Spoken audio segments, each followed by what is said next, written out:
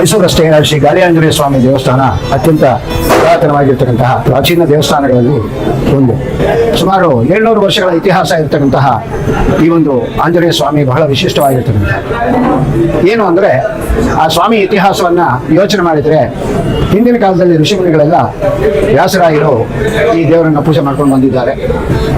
ಯಾವುದೇ ಒಂದು ಗ್ರಾಮದಲ್ಲಿ ಕ್ಷಾಮಡಾಮರ ಬರದೇ ಇದೆ ಅಂತಕ್ಕಂತಹ ಒಂದು ಉದ್ದೇಶದಿಂದ ಪ್ರತಿಯೊಂದು ಗ್ರಾಮಕ್ಕೂ ಒಂದು ಶಕ್ತಿ ದೇವತೆ ಮತ್ತು ಆಂಜನೇಯ ಸ್ವಾಮಿಯನ್ನ ಮತ್ತು ಮಹಾಗಣಪತಿಯನ್ನ ಪ್ರತಿಷ್ಠಾಪನೆ ಮಾಡಿ ಆ ಒಂದು ಊರಿನ ಶ್ರೇಯೋಭಿವೃದ್ಧಿಗಾಗಿ ಶ್ರಮಿಸ್ತಾ ಇದ್ರು. ಸುಮಾರು 600 ವರ್ಷಗಳ ಇತಿಹಾಸ ಇರತಕ್ಕಂತಹ ಈ ದೇವಸ್ಥಾನ ಎದುರು ಮುಖದಲ್ಲಿ ಹಲವಾರು ವಿಶೇಷಗಳು ಈ ದೇವಸ್ಥಾನದಲ್ಲಿ.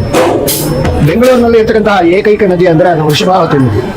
ಆ ವೃಷಭಾವತಿ ನದಿ ನಮ್ಮ ದೇವಸ್ಥಾನದ ಹತ್ತಿರ ಸಂಗಮವಾಗಿ ದೇವಸ್ಥಾನ ಇದ್ದಷ್ಟು ದೂರ ಪಶ್ಚಿಮ ವಾಹಿನಿಯಾಗಿ ಹರಿದು ಆನಂತರ ದಕ್ಷಿಣಕ್ಕೆ ತಿರ್ಕೊಂಡು ಹೋಗುತ್ತೆ. ಮುಂದೆ ಅದು ಕಾವೇರಿ ನದಿಯನ್ನು ಸೇರ್ಕೊಳ್ಳುತ್ತೆ. ಈ ಆಂಜನೇಯ ಸ್ವಾಮಿ ವಿಶೇಷವಾಗಿರ್ತಕ್ಕಂಥದ್ದು ಯಾಕೆ ಅಂತ ಹೇಳಿದ್ರೆ, ವ್ಯಾಸರಾಯರು ಎಲ್ಲೆಲ್ಲಿ ಪ್ರತಿಷ್ಠೆ ಮಾಡಿ ಪೂಜೆ ಮಾಡಿಕೊಂಡು ಅಲ್ಲಿ ಆಂಜನೇಯ ಸ್ವಾಮಿಗೆ ಬಾಲದಲ್ಲಿ ಗಂಟೆ ಮತ್ತು ಚಕ್ರವನ್ನ ಇಡ್ತಾ ಇದ್ದಂತಹ ಒಂದು ಪ್ರತೀತಿ. ಅದೇ ರೀತಿಯಾಗಿ ನಮ್ಮ ಆಂಜನೇಯ ಸ್ವಾಮಿಗೂ ಸಹ ಆಂಜನೇಯ ಸ್ವಾಮಿಗೆ ಶಂಕುಚಕ್ರ ಇದೆ, ಮತ್ತೆ ಬಾಲದಲ್ಲಿ ಗಂಟೆಯನ್ನು ನೋಡಬಹುದು. ಸುಮಾರು 150-200 ವರ್ಷಗಳಿಂದ ನಮ್ಮ ಪೂರ್ವಜರು ಈ ದೇವಸ್ಥಾನವನ್ನ ಪೂಜೆ ಮಾಡ್ಕೊಂಡು ಬರ್ತಾ ಇದ್ದಾರೆ. ಮೊದಲಿಗೆ ಈ ದೇವರ ವಿಶೇಷತೆಯನ್ನ ನೆನಪು ಮಾಡಿಕೊಂಡ್ರೆ, ಅವಲೋಕನವನ್ನು ಮಾಡಿದ್ರೆ, ಆ ಸ್ವಾಮಿಗೆ ಎದುರು ಮುಖದ ದರ್ಶನ ತಮಗೆಲ್ಲರಿಗೂ ಆಗುತ್ತೆ. ಎದುರು ಮುಖದ ದರ್ಶನದ ಜೊತೆಯಲ್ಲಿ ಸಿಂಧೂರ ಲೇಪನವನ್ನ ಆ ಭಗವಂತನಿಗೆ ಮಾಡಿದ್ರು. ಮತ್ತೆ ರಾವಣನ ಮಗ ಅಕ್ಷಾಸುರ ಎಂಬುದಾಗಿ ಒಬ್ಬ ಇರ್ತಾನೆ. ಅವನು ಭೂತ ಪ್ರೇತಗಳಿಗೆಲ್ಲ ನಾಯಕನಾಗಿರ್ತಕ್ಕಂಥವನು. ಅವನನ್ನ ಸಂಹಾರ ಮಾಡಿ ಆ ಸ್ವಾಮಿಯ ಪಾದ ತಳದಲ್ಲಿ ಹಾಕೊಂಡು ಅವರಿಗೆ ಮೋಕ್ಷವನ್ನು ಕೊಟ್ಟಿದ್ದಾರೆ. ಮತ್ತೆ ಈ ಒಂದು ಆಂಜನೇಯ ಸ್ವಾಮಿ ಪಶ್ಚಿಮಾಭಿಮುಖವಾಗಿರ್ತಕ್ಕಂಥ, ಸಾಮಾನ್ಯವಾಗಿ ದೇವಸ್ಥಾನಗಳನ್ನ ಪೂರ್ವಾಭಿಮುಖವಾಗಿ ಕಟ್ಟಿರ್ತಾರೆ, ಉತ್ತರಾಭಿಮುಖವಾಗಿ ಕಟ್ಟಿರ್ತಾರೆ. ಆದರೆ ಪುರಾಣ ಪ್ರಸಿದ್ಧವಾಗಿರ್ತಕ್ಕಂತಹ ಆಂಜನೇಯ ಸ್ವಾಮಿ ಹಿರಿಯರು ದೇವಸ್ಥಾನಗಳನ್ನು ಕಟ್ಟಬೇಕಾದ್ರೆ ಆ ಒಂದು ನಗರಕ್ಕೆ ಯಾವುದೇ ತೊಂದರೆ ಬರದೇ ಇರಲಿ ಎಂಬತಕ್ಕಂಥ ಉದ್ದೇಶವನ್ನು ಇಟ್ಕೊಂಡು ಯೋಚನೆ ಮಾಡಿ ಕಟ್ಟಿರ್ತಾರೆ. ಹಾಗಾಗಿ ಈ ದೇವಸ್ಥಾನ ಬಹಳಷ್ಟು ವರ್ಷಗಳಿಂದ ಪೂಜಿಸಲ್ಪಡ್ತಾ ಇದೆ. ನಮ್ಮ ಹಿರಿಯರು ಶ್ರೀ ಆಂಜನೇಯ ಸ್ವಾಮಿಯನ್ನ ಭಕ್ತಿಯಾಗಿ ಪೂಜೆಯನ್ನು ಮಾಡ್ಕೊಂಡು ಬರ್ತಾ ಇದ್ದಾರೆ. ಈ ಬೆಂಗಳೂರು ನಗರಕ್ಕೆ ಮೊದಲೇ ಹೇಳಿದಾಗೆ ವೃಷಭಾವತಿ ನದಿ 2 ಕಡೆ ಹೋಗ್ತಕ್ಕಂಥ, ಒಂದು ಬಸವನಗುಡಿಯ ಆ ನಂದಿಯ ಪಾದದಲ್ಲಿ, ಮತ್ತೊಂದು ಕಡಮಲ್ಲೇಶ್ವರನ ದೇವಸ್ಥಾನದ ನಂದಿಯ ಬಾಯಿಯಿಂದ ಬರ್ತಕ್ಕಂತಹ ಆ ಒಂದು ನದಿ ನಮ್ಮ ದೇವಸ್ಥಾನದ ಹತ್ತಿರ ಸಂಗಮವಾಗಿದೆ. ಈಶಾನ್ಯದಲ್ಲಿ ಸಂಗಮ ಆಗತಕ್ಕಂತಹ ಆ ಒಂದು ದೇವಸ್ಥಾನ ಏನಿದೆ ಅದು ಬಹಳ ಪ್ರವರ್ತಮಾನಕ್ಕೆ ಬರುತ್ತೆ.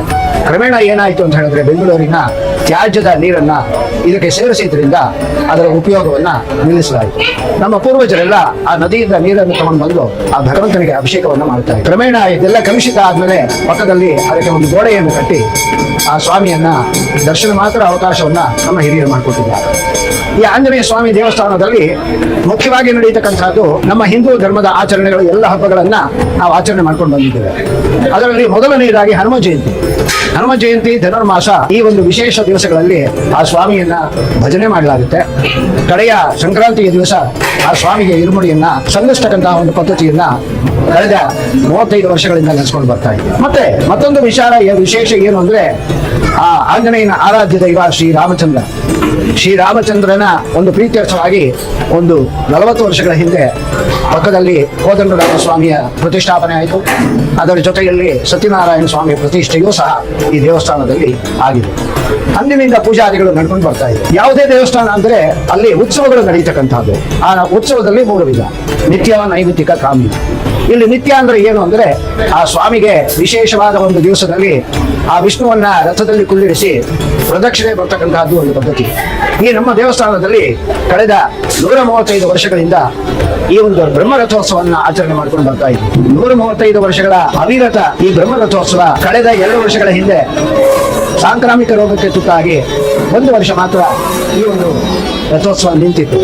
ಈಗ ಎಲ್ಲ ಈ ರೋಗ ರುಜಿನಗಳೆಲ್ಲ ಪರಿಹಾರ ಆಗಿರೋದ್ರಿಂದ ಈ ವರ್ಷ ಆ ಸ್ವಾಮಿಯನ್ನ ನವದಿನ ಸಂಕಲ್ಪಕ್ಕೆ ಪೂರ್ವವಾಗಿ ಬ್ರಹ್ಮರಥೋತ್ಸವವನ್ನು ಆಚರಣೆ ಮಾಡ್ಕೊಂಡು ಬರ್ತಾ ಇದ್ವಿ. ಬ್ರಹ್ಮರಥೋತ್ಸವ ಯಾಕೆ ಅಂತ ಹೇಳಿದ್ರೆ, ಈ ವರ್ಷದ ಪೂರ್ತಿ ಇಲ್ಲಿ ಮಹಾಜನಗಳು ಏನು ಬಂದಿರ್ತಾರೆ ಅವರು ಈ ಕೋರಿಕೆಯನ್ನು ಸಲ್ಲಿಸುತ್ತಾರೆ.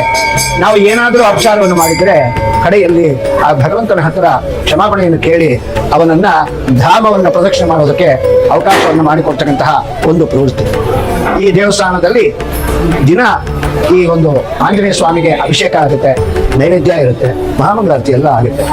ಆಂಜನೇಯ ಸ್ವಾಮಿಗೆ ರಥೋತ್ಸವವನ್ನ ಈ ಗ್ರಾಮ್ಯ ಭಾಷೆಯಲ್ಲಿ ನಡೆಸ್ಕೊಂಡು ಬರ್ತಾ ಇದ್ದಾರೆ. ಅಂದ್ರೆ ಗಾಡಿ ಆಂಜನೇಯ ಸ್ವಾಮಿಯ ರಥೋತ್ಸವ ಅಂದ್ರೆ ವೇಣುಗೋಪಾಲ ಸ್ವಾಮಿ ಮಾಡತಕ್ಕಂಥದ್ದು. ಈ ಇಲ್ಲಿ ವೇಣುಗೋಪಾಲ ಸ್ವಾಮಿ ಎಲ್ಲಿದೆ ಅಂತ ಹೇಳಿದ್ರೆ ಬ್ಯಾಟರಾಯ ಸ್ವಾಮಿ ಎಂಬುದಾಗಿ ಒಂದು ದೇವಸ್ಥಾನ ಇದೆ ಈ ಒಂದು ಜಾಗದಲ್ಲಿ. ಅದು ಪುರಾತನವಾಗಿರ್ತಕ್ಕಂಥದ್ದು. ಈ ಗ್ರಾಮ ಆಗೋದಕ್ಕೆ ಮೊದಲು ಆ ದೇವಸ್ಥಾನ ಇದ್ದಿದ್ದರಿಂದ ಬ್ಯಾಟರಾಯ ಸ್ವಾಮಿ ದೇವಸ್ಥಾನ ಇದ್ದಿದ್ದರಿಂದ ಬ್ಯಾಟರಾಯನಪುರ ಅಂತ ಈ ಒಂದು ಸ್ಥಳಕ್ಕೆ ಹೆಸರು ಬಂದಿರತಕ್ಕಂಥದ್ದು. ಇಂಥ ವಿಶೇಷವಾದ ಆ ರಾಮನ ಒಂದು ರಥೋತ್ಸವ, ಅದಾದ ಮಾರನೇ ದಿವಸ ವೇಣುಗೋಪಾಲಕೃಷ್ಣನ ರಥೋತ್ಸವ, ಇದು ಬಹಳ ವಿಜೃಂಭಣೆಯಾಗಿ ಈ ವರ್ಷ ನಡೀತಾ ಇದೆ. ತಾವೆಲ್ಲ ಆ ಭಗವಂತನನ್ನ ದರ್ಶನ ಮಾಡ್ತಾ ಇದ್ದೀರಾ.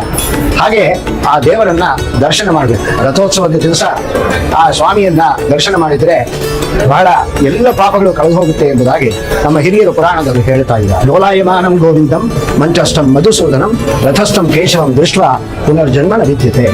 ಆ ರಥದಲ್ಲಿರ್ತಕ್ಕಂತಹ ವಿಷ್ಣುವನ್ನ ನೋಡಿದ್ರೆ ನಮ್ಮ ಎಲ್ಲ ಪಾಪಗಳು ಕಳೆದು ಹೋಗುತ್ತೆ ಎಂಬುದಾಗಿ ನಮ್ಮ ಹಿರಿಯರು ಪುರಾಣದಲ್ಲಿ ಹೇಳಿದ್ದಾರೆ. ಹಾಗಾಗಿ ನಾವೆಲ್ಲ ಈ ಒಂದು ಸಂದರ್ಭದಲ್ಲಿ 135ನೇ ಬ್ರಹ್ಮ ರಥೋತ್ಸವದ ಸಂದರ್ಭದಲ್ಲಿ ಆ ದರ್ಶನ ಮಾಡ್ತಕ್ಕಂತಹ ಒಂದು ಸಂದರ್ಭ ನಮಗೆ ಯಾವಾಗಲೂ ಸಿಗಲಿ. ವರ್ಷ ವರ್ಷ ಯಾಕೆ ಅಂತ ಹೇಳಿದ್ರೆ ಒಂದು ವರ್ಷ ಒಂದು ಸಾರಿ ರಥೋತ್ಸವ ನಡೀತಕ್ಕಂಥದ್ದು. ಆ ಉತ್ಸವವನ್ನ ನೋಡ್ಬೇಕಾದ್ರೆ ನಾವು ಜೀವಂತವಾಗಿರ್ಬೇಕು. ಮುಂದಿನ ವರ್ಷದವರೆಗೆ ನಮ್ಮನ್ನು ಜೀವಂತವಾಗಿ ಇಟ್ಟಿದ್ರೆ ನಾವು ದೇವರನ್ನ ದರ್ಶನ ಮಾಡೋದಕ್ಕೆ, ಕೃತಜ್ಞತೆ ಸಲ್ಲಿಸೋದಕ್ಕೆ ಅವಕಾಶ ಆಗುತ್ತೆ. ಹಾಗಾಗಿ ತಾವೆಲ್ಲ ಈ ಒಂದು ಆಂಜನೇಯ ಸ್ವಾಮಿಯನ್ನ ದರ್ಶನ ಮಾಡಬೇಕು ಎಂಬುದಾಗಿ ಪ್ರಾರ್ಥನೆಯನ್ನು ಮಾಡ್ತಾ ಇದ್ದೀವಿ.